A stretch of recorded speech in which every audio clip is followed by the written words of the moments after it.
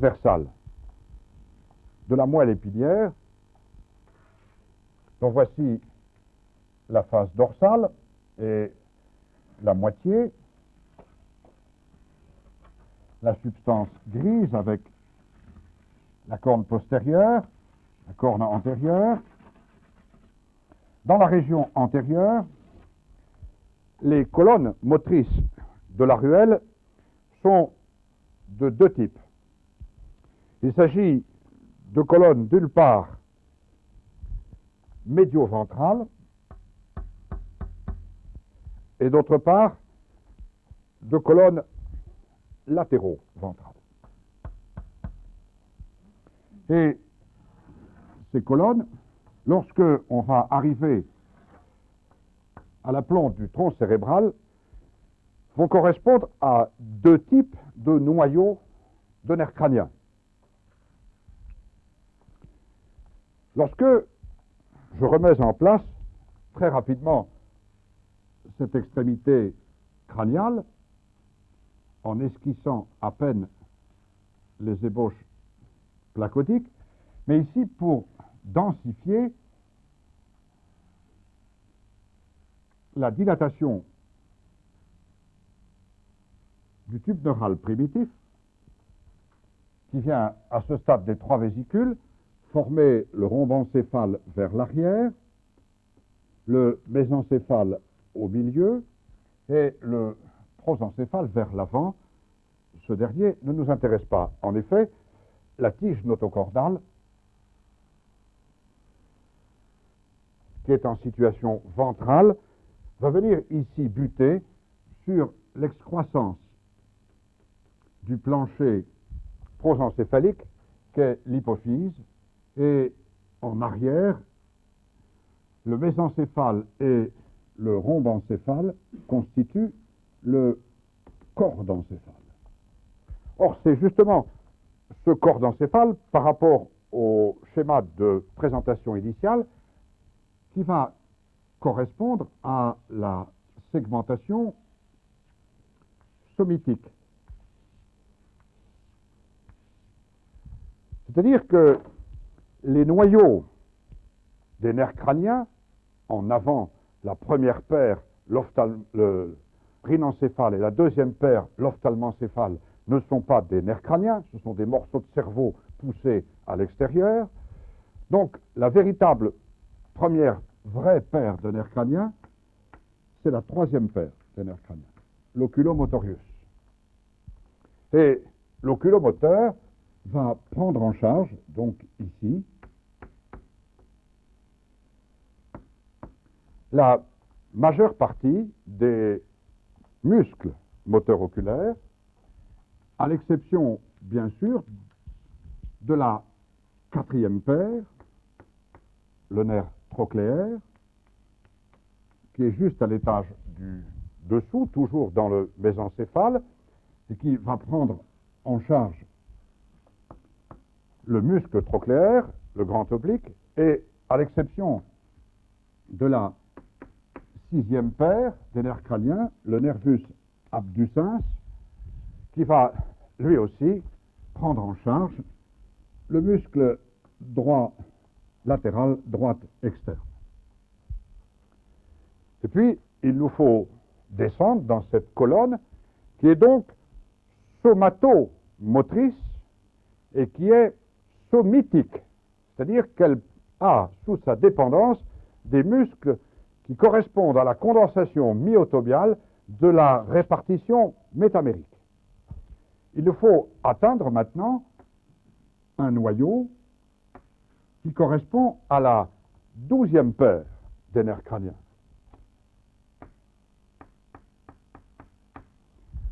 Le nerf hypoglosse, qui va prendre en charge, lui,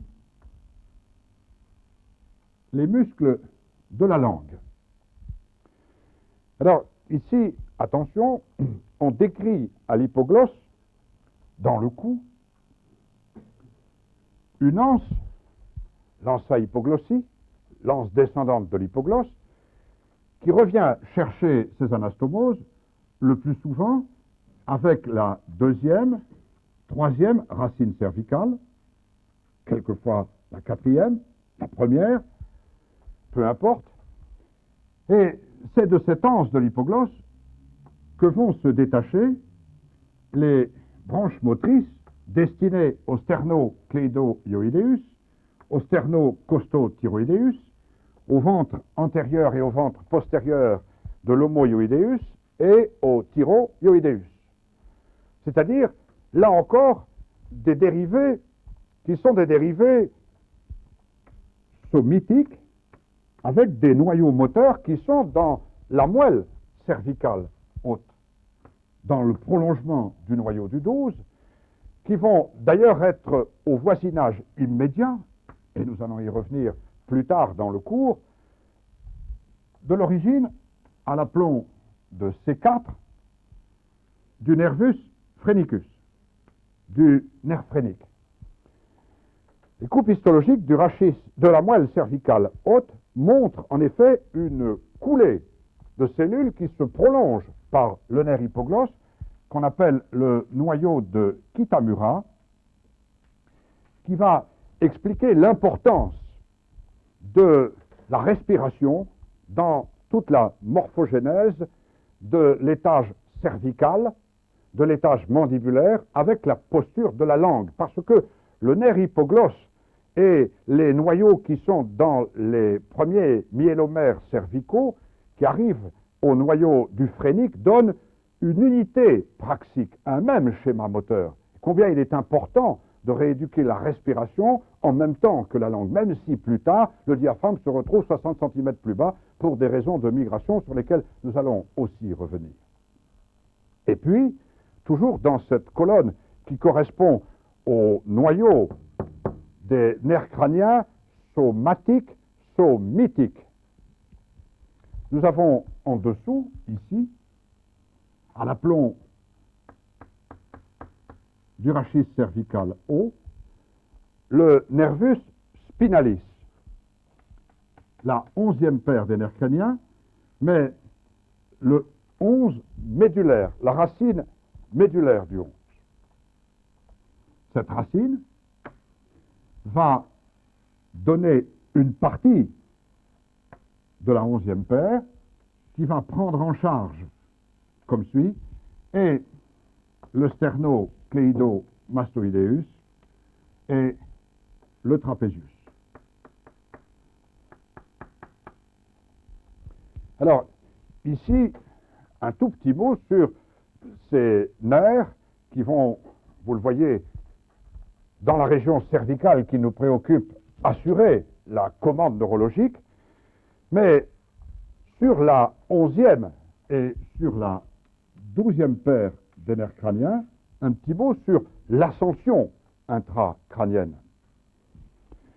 Je vous ai dit tout à l'heure que la tige notocordale allait marquer à la base du crâne, je suis en train de l'effacer, par sa butée sur la fossette hypophysaire, la limite toute crâniale de l'intrication cordale, notocordale, dans la mise en place de la base du crâne. Or, la condensation du mésenchyme sclérotomial, destiné à former le squelette au niveau des arcs, mais aussi au niveau de la base du crâne autour de la tige notocordale, va être segmentée. C'est là la division en somite, en sclérotome, et la base du crâne va donc être segmentée. Lorsque, sur un schéma de profil, je simule la tige notocordale, voici l'extrémité crâniale, la face ventrale, voici appendu sous le futur troisième ventricule, l'hypophyse. La tige notocordale bute sur l'hypophyse. Le mésenchyme périnotocordal à destinée sclérotomiale va être marqué par la segmentation qui donne naissance aux vertèbres plus bas et qui va ici donner naissance à deux pièces que je vais maintenant densifiées, pièces que sont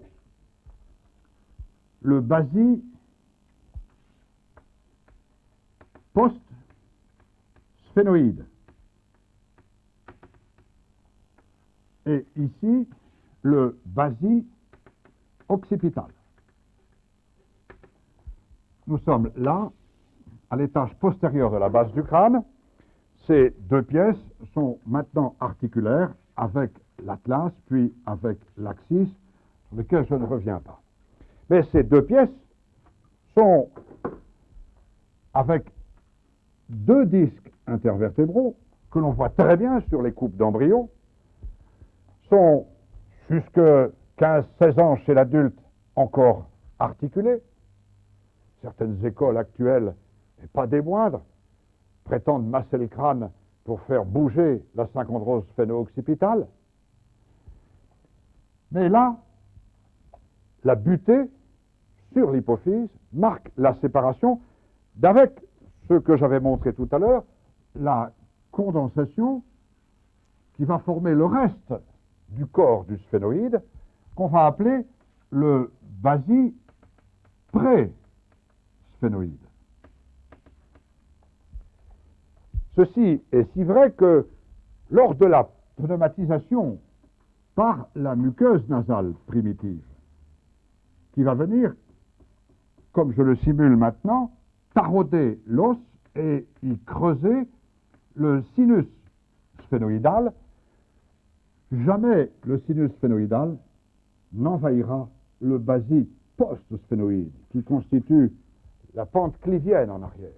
Le sphénoïde, le sinus sphénoïdal, quel que soit le volume de la pneumatisation, n'envahit que le basis pré-sphénoïde. Parce qu'entre les deux, il y a un disque intervertébral. Alors, je ferme cette petite parenthèse pour expliquer que ce sont des nerfs rachidiens. C1, C2, C3, et ce sont des nerfs rachidiens qui ont été poussés dans le crâne pour constituer d'abord le 12. Poussés dans le crâne pour y faire juste un tout petit tour dans le crâne et ressortir tout de suite par le canal condylien antérieur pour donner ensuite le nervus hypoglossus, le nerf hypoglosse. Mais le nerf hypoglosse n'est pas un nerf crânien. Le nerf hypoglosse, c'est un nerf rachidien qui est secondairement céphalisé, qui a été poussé dans le crâne et qui va ressortir tout de suite du crâne. D'ailleurs, les travaux de Vries ont montré que chez les ruminants, chez la vache par exemple, le nerf hypoglosse n'est pas du tout un nerf crânien. C'est un nerf cervical, rachidien, pur. D'ailleurs, chez l'homme, on décrit souvent non pas un canal condylien antérieur, mais 2, voire 3 canaux condyliens antérieurs. Pourquoi? Eh bien parce que tout à l'heure, je vous ai dit que la langue, qui est le territoire moteur, effecteur de l'hypoglosse, est formée par la condensation de la portion myotomiale des 6e, 7e et 8e arcs branchiaux. C'est pour ça qu'il y a quelquefois 1, quelquefois 2, quelquefois 3 filets et 3 trous osseux condensés autour de ces 3 racines de l'hypoglosse. Et l'hypoglosse qui est sorti comme suit, qui est donc un nerf segmentaire, comme le sont les nerfs sous-jacents du rachis de la moelle cervicale, quand il est monté dans le crâne, il n'a emmené que le contingent moteur des myélomères. Et il a oublié en route le contingent sensitif. On décrit l'hypoglosse comme étant essentiellement un nerf moteur.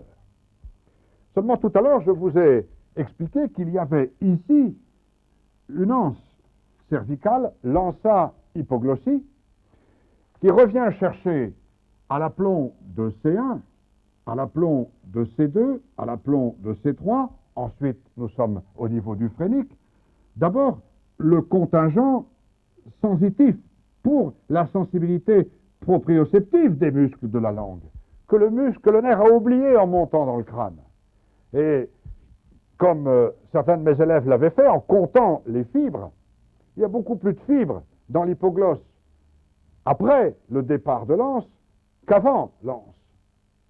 C'est parce que les fibres ont été ramenées à partir de l'anse de l'hypoglosse.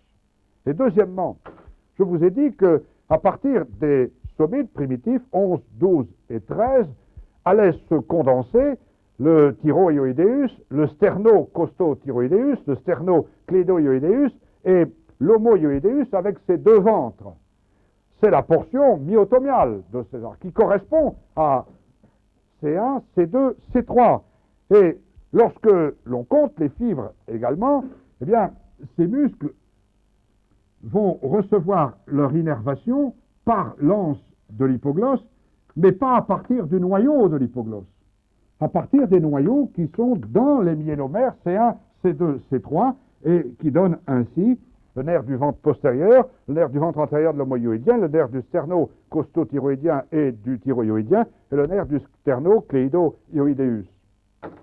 Même phénomène, maintenant, avec le 11, mais attention, avec le 11 médulaire.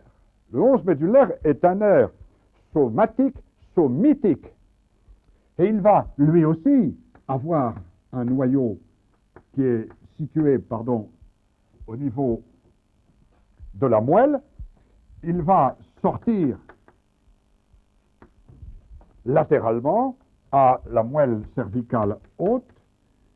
Il va maintenant entrer, je vais le représenter en violet pour le changer du 12, il va monter sur la face latérale du bulbe rachidien, de la moelle dilatée, il va faire un petit tour dans le crâne, lui aussi.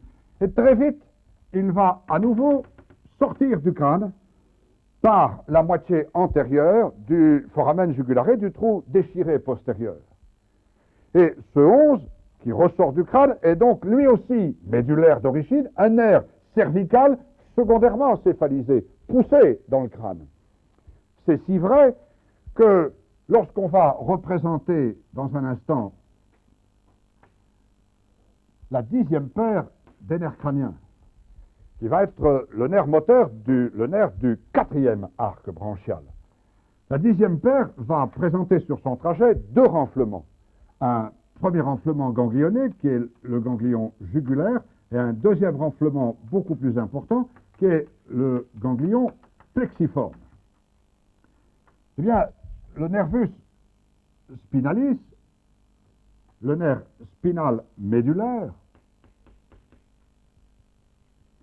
aussitôt sorti du crâne, comme ceci, va s'en aller, va quitter, c'est le vrai nerf spinal, entre guillemets, pour venir innerver le sternocléido-mastoïdeus et pour venir innerver le trapézius, comme je l'avais montré tout à l'heure, c'est-à-dire des nerfs somatiques et somitiques.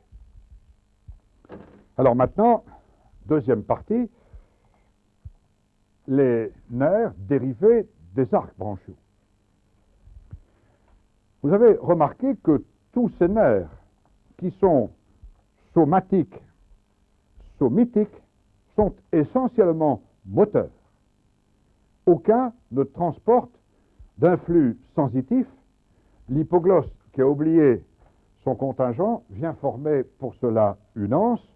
Je rappellerai, et on va le montrer aussi en jaune, que le nervus spinalis, qui a oublié aussi son contingent sensitif, pour assurer l'innervation de la sensibilité proprioceptive des muscles sternocléido-mastoïdeus et trapézius, va avec la racine C1 de façon constante, mais souvent aussi avec la racine C2, présenter ce que Maubrac a appelé l'anse de Maubrac, qui est l'équivalent de l'anse de l'hypoglosse, pour venir redonner le contingent sensitif.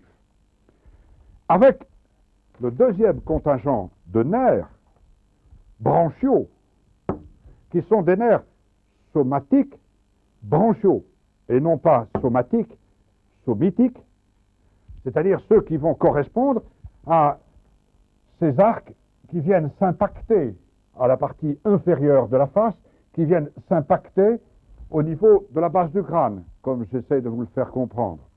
Nous allons avoir maintenant des nerfs qui sont tous des nerfs mixtes, c'est-à-dire somatomoteurs et somatosensibles.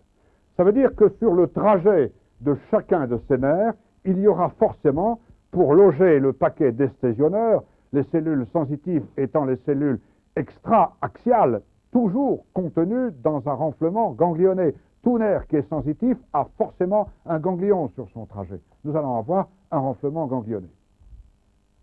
Alors, nous allons refaire un même petit schéma de profil et en même temps illustrer la morphogénèse des muscles, rappeler les placodes, la placode optique, la placode otique, le bourgeon maxillaire, le bourgeon mandibulaire, vers la région ventrale, la bosse cardiaque.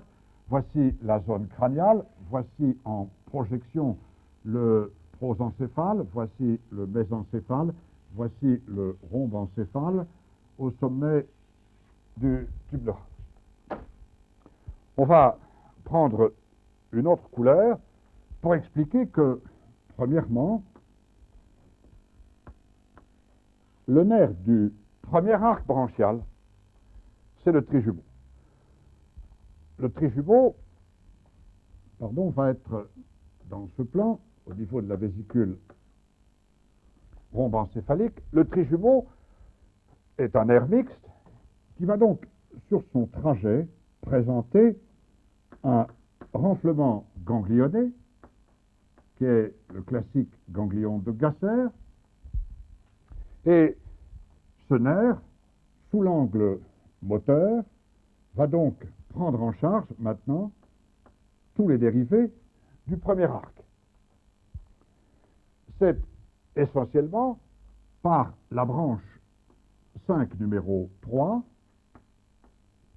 que vont passer les rameaux moteurs de ce plus grand des nerfs crâniens, qui est le véritable architecte de la face, le nervus ophtalmicus et le nervus maxillaris, le 5.1 et le 5.2, étant essentiellement sensitifs.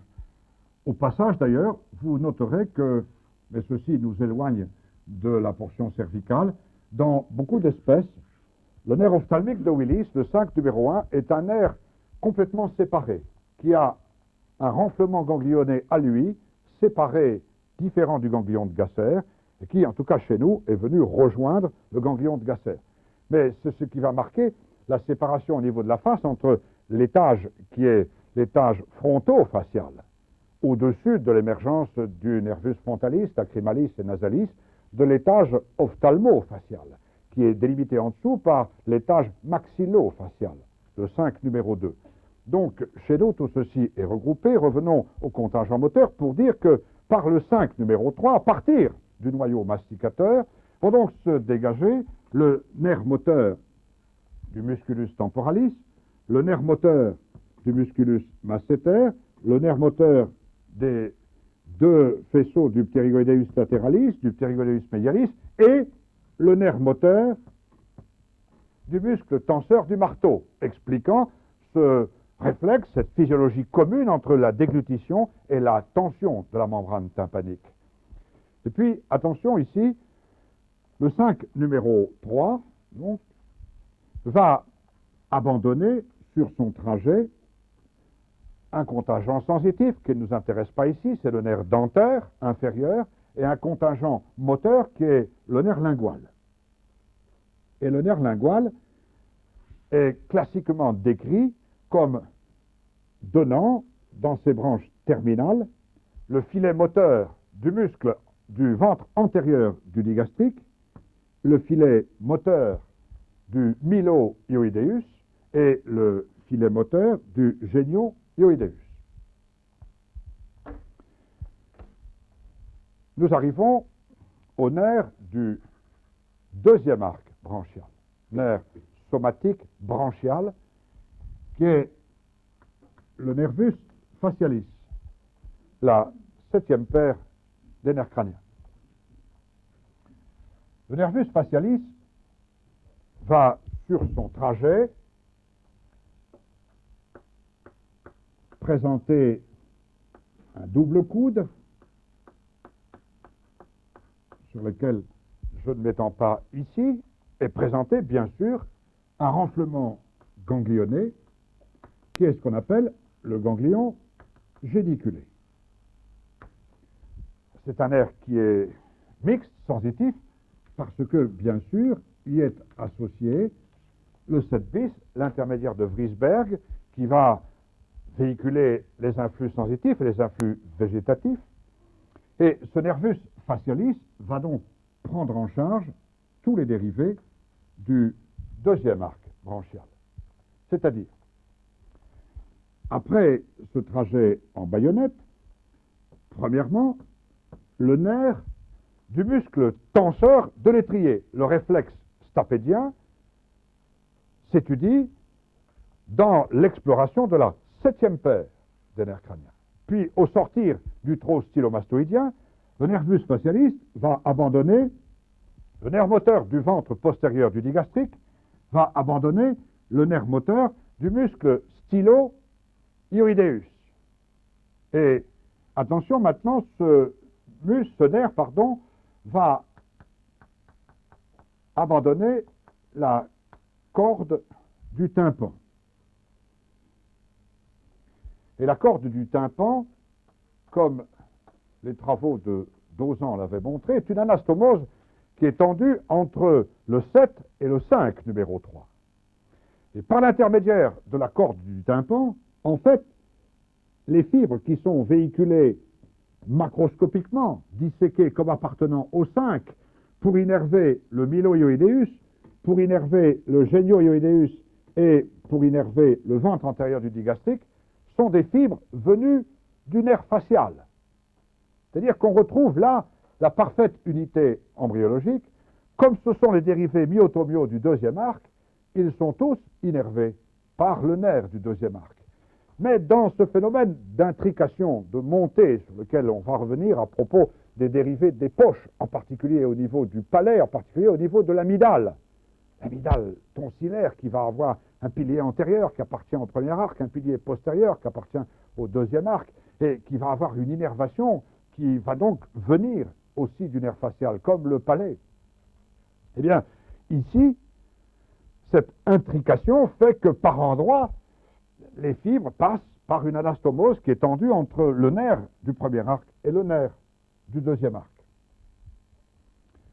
Et on arrive au nerf du troisième arc branchial. Ce nerf, c'est la 9e paire des nerfs crâniens, le nerf glossopharyngéus. Et bien sûr, sur son trajet, il y a 2 renflements ganglionnés, le ganglion d'Andersch et le ganglion d'Ehrenreiter.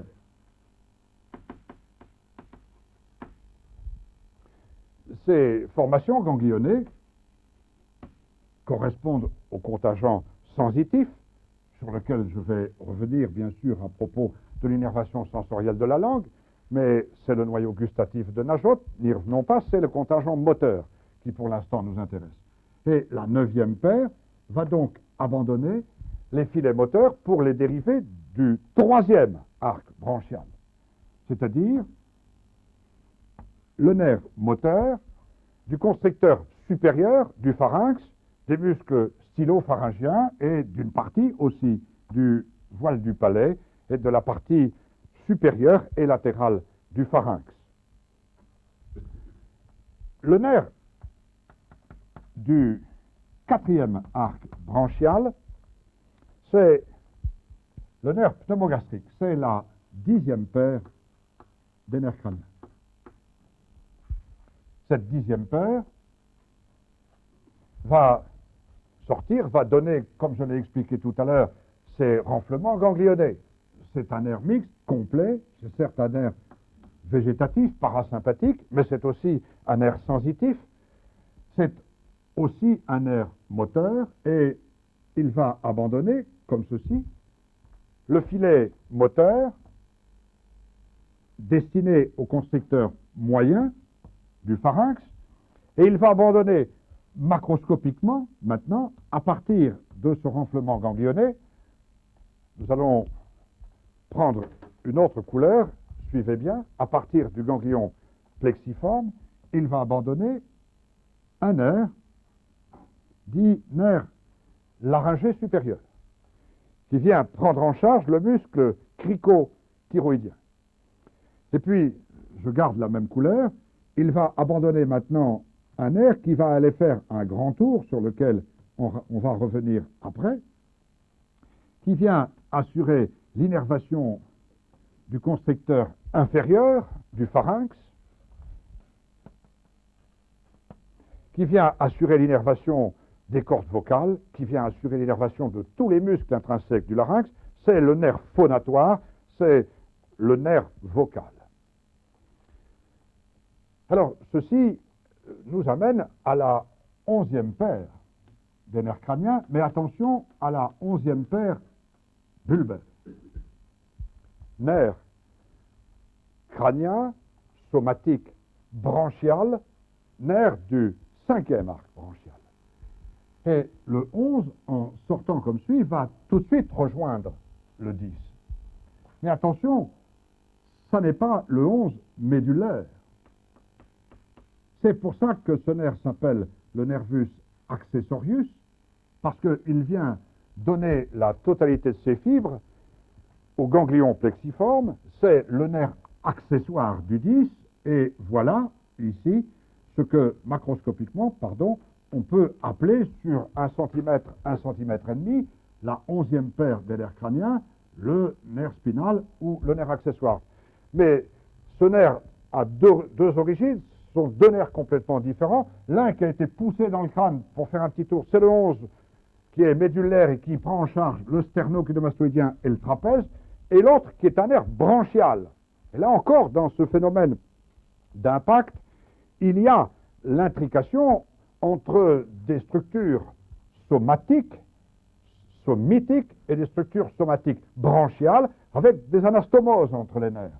Et le 11 médulaire va donc rejoindre le 10. Tout à l'heure, je vous ai expliqué qu'il allait tout de suite abandonner le nerf laryngé supérieur, et puis, empruntant le trajet du 10, il va constituer le nerf récurrent, il va constituer le nerf phonatoire, le nerf laryngé inférieur, que l'on décrit bien sûr macroscopiquement, que l'on dissèque comme étant une branche du pneumogastrique, mais qui n'a rien à voir du point de vue systématique et du point de vue fibre avec le pneumogastrique.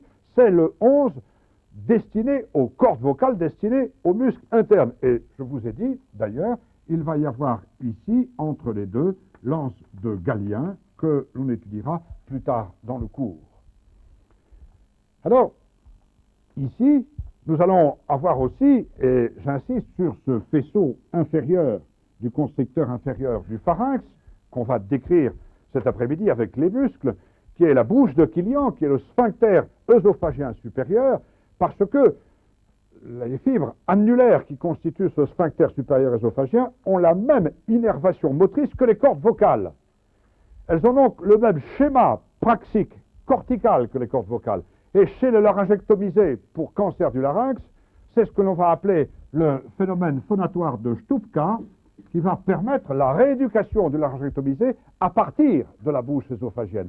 On va, comme un ventriloque, lui apprendre à parler avec son sphincter œsophagien. Parce que le schéma cortical est le même, ce sont les mêmes fibres qui, au passage, innervent le constricteur inférieur du pharynx et les cordes vocales.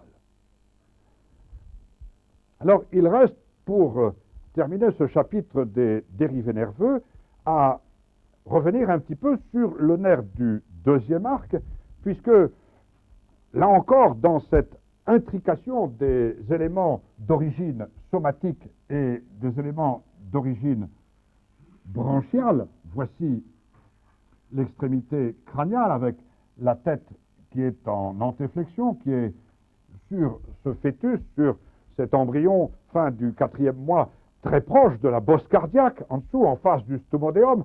La tête va ensuite, je vous l'ai dit, se défléchir. Elle va se redresser, le cou va s'allonger, nous allons y arriver après, mais à ce stade, la portion mésenchymateuse myotomiale du deuxième arc branchial va, au fur et à mesure que se mettent en place ces arcs branchiaux, maintenant envahir, comme ceci, tous les territoires sous-cutanés du massif facial qui se différencient autour des fosses nasales, autour de l'œil, autour de la cavité orbitaire.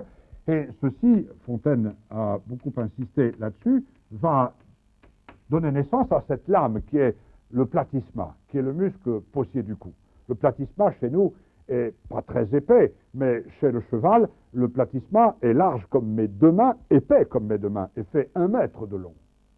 Dans la majorité des espèces, d'ailleurs, ce muscle va remonter, et ce n'est pas par hasard, ceci nous écarte un petit peu du problème, mais ce n'est pas par hasard qu'il va se condenser autour de tous les orifices, pour donner quoi? Pour donner tous les muscles possiers. L'orbiculaire des lèvres, l'orbiculaire des narines, l'orbiculaire des paupières, les muscles auriculaires, les muscles myrtiformes, canins, risorius, zygomatiques, muscles carrés du menton, muscles de la houppe, muscles triangulaires des lèvres, etc.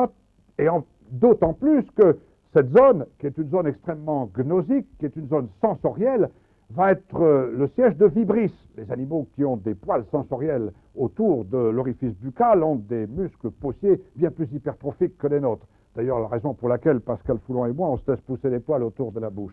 Mais ces zones qui sont là vont ainsi tirer leur innervation, comme suit, du nerf du deuxième arc, c'est-à-dire du nervus facialis, qui va ainsi devenir le nerf moteur des muscles possiers. Mais il faut comprendre que ces muscles arrivent plus tard. Ils sont sur le territoire de chasse du premier arc, du trijumeau.